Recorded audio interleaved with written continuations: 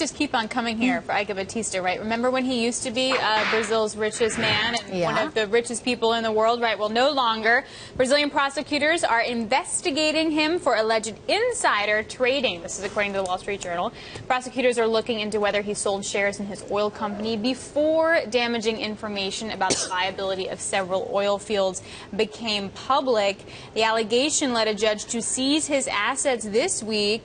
Yeah, exactly. Worth about 122 million Brazilian reals.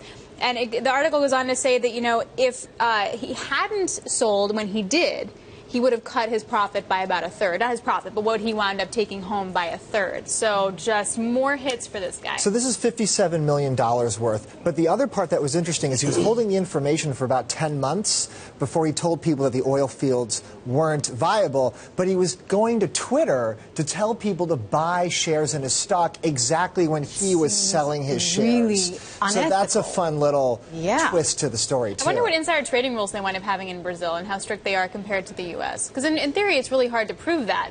You don't lose $35 billion without some kind of hiccups along the way. Right. So insider trading. And by the way, you don't make $35 billion without some hiccups along the way. This is a guy who probably has a lot of people sort of out for him right now as well. So he can't afford to have any screw-ups. But he can still afford the wig and the Botox. Like, well, how much longer can he do that? If he ever needs to go on the run, he can just ditch the piece and stop getting the injections, and we might not recognize him at all. If only you were his lawyer. Yeah. All right, we've got a Bloomberg Business Week story, courtesy of Mr. Chemi here. This is his research. According to historical data going all the way back to 1967, the growth pattern of the 1% club is almost identical to the growth of the S&P 500. So how do you like that? The market moves up, and the wealthy get wealthier. It's a reminder that the stock market really is the main source of wealth for America's richest. Which is why...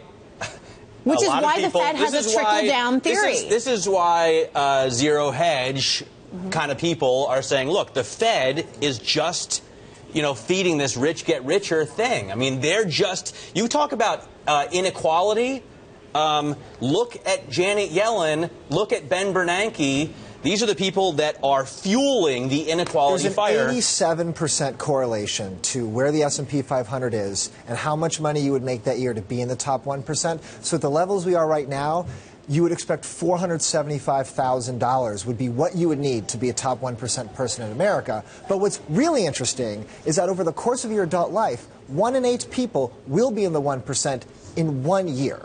And only 1% of those people will actually be in the 1% for 10 or more years. Well, this is my whole point about income versus wealth, though. I mean, income is very different than wealth. So some people may be able to hit that 1% like that, but then they're not necessarily going to be able to replicate that year after year after year.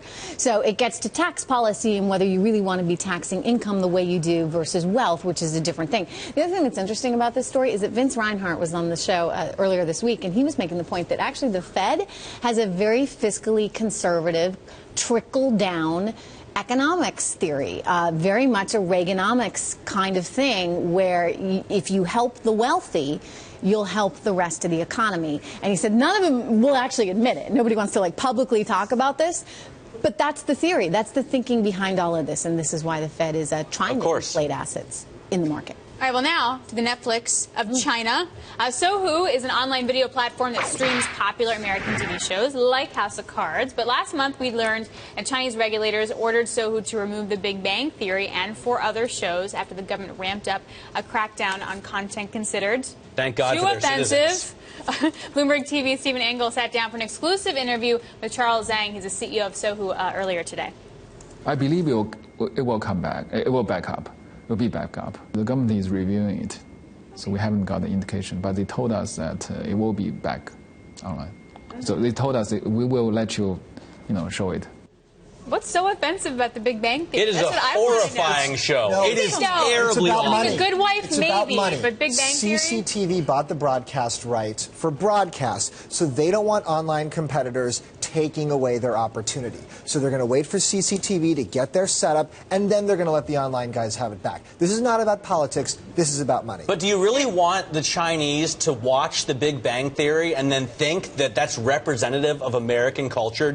Even the fact that Americans like to watch that show, says something I've actually really, never seen it. really bad about our characters. Says House of Cards is very horrible. Who wants to watch House of that? Cards. They like House of Cards, Americans and that love is not blocked. Americans love it. I don't know why. It's true. It's very popular. It's the #1 show on Sunday. Isaac Webster, our producer, is in my ear saying, it is so good. That's why people like it. I believe Isaac loves it. All right. Well,